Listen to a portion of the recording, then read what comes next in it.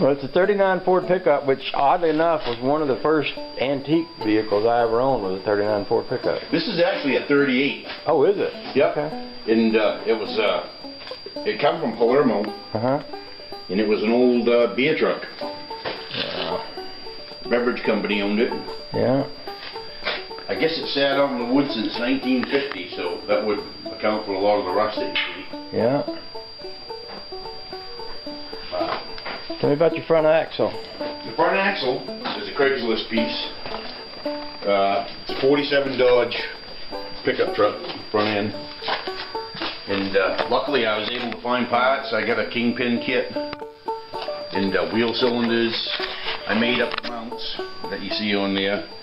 And that's kind of like a sprint car style front suspension. Yeah. You know, it's actually a 4 links with a panhard bar.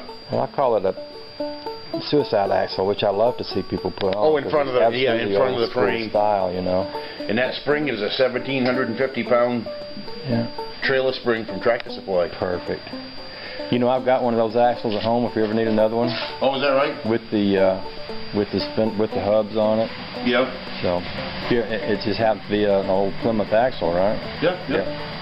So if you ever need one or need any parts. I can actually got the whiplash with the sides. I got a vice grip on it. I had to extend the sides. Yeah. Because I slanted the grill back. Yeah. And when that happened, obviously, this didn't fit anymore, so I ended up adding a piece in here and extending these out. Well, you did a good job of it. Down the center. Yeah.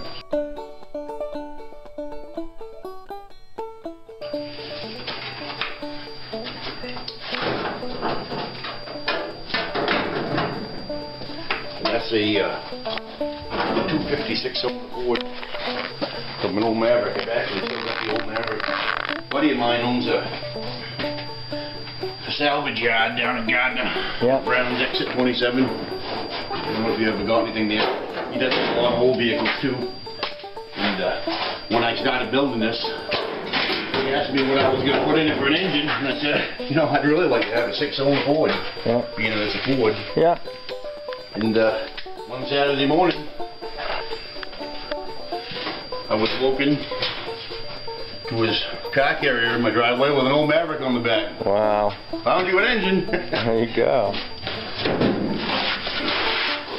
There you go. I set the engine back quite a ways. Yeah. Because I wanted to make sure I had enough radiator clearance. Right. In case I didn't have space up in here to put a radiator in. I really didn't know how all this was going to come out, you know, as far as space. Yeah. So I set the engine back far enough so that I can actually put a radiator in between the crankshaft pulley and the end of the frame if I need to. But I know you and Mike have got these small aluminum radiators. I assume you got them online somewhere. Yeah. Yeah, I got mine off of eBay, and I shopped around for a long time before I found one I could afford. But it was basically, mine's a 32.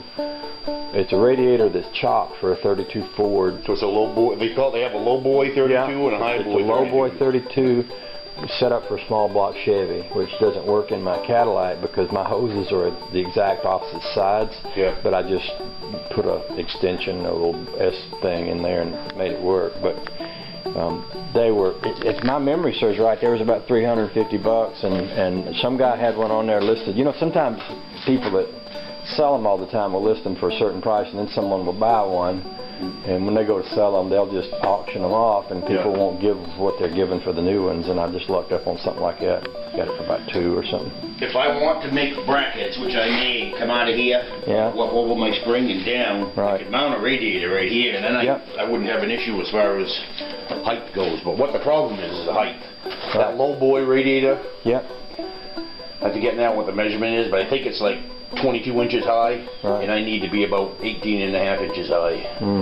So, you know, and obviously that's because I've Z'd my frame so high that that's going to cause me the problem. So I'm going to take and make up a piece of cardboard the right size to one of those dimensions and see if I can fit it.